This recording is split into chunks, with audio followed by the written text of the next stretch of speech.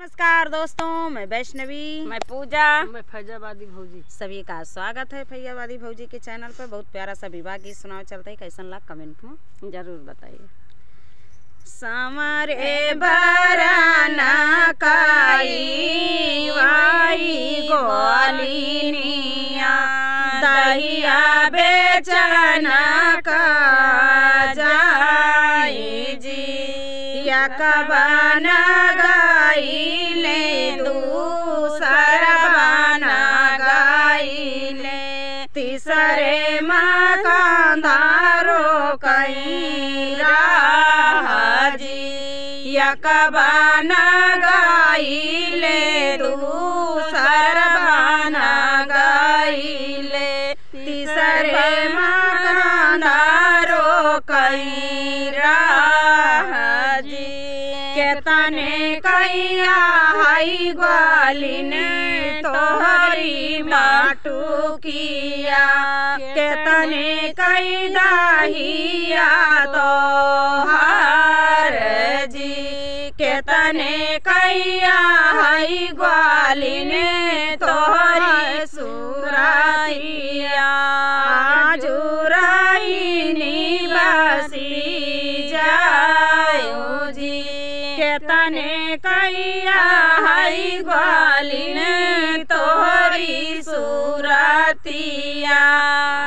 जुराई निवासी जाओ जी एक लाख कई कांधा बारी माटू किया 100 लाख कई राहिया हमार जी 9 लाख कई कांधा हमारी सुरतिया नहीं बास बराइन तो हार जी 9 लाख कई कांधा हमारी सुरतिया नहीं बास बराइन जी बाछड़ू पिया ग्वाला लाखा तरहिया महाराजी लड़का रोता लड़का खेलाता बाछड़ू चराता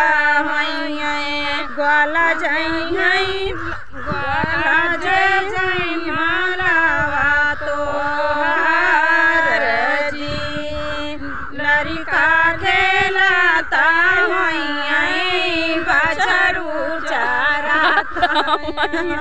ग्वाला जापई मालावा तो हार जी। देख लिया भैया, तो कौवा को लड़ता है, उड़ गए।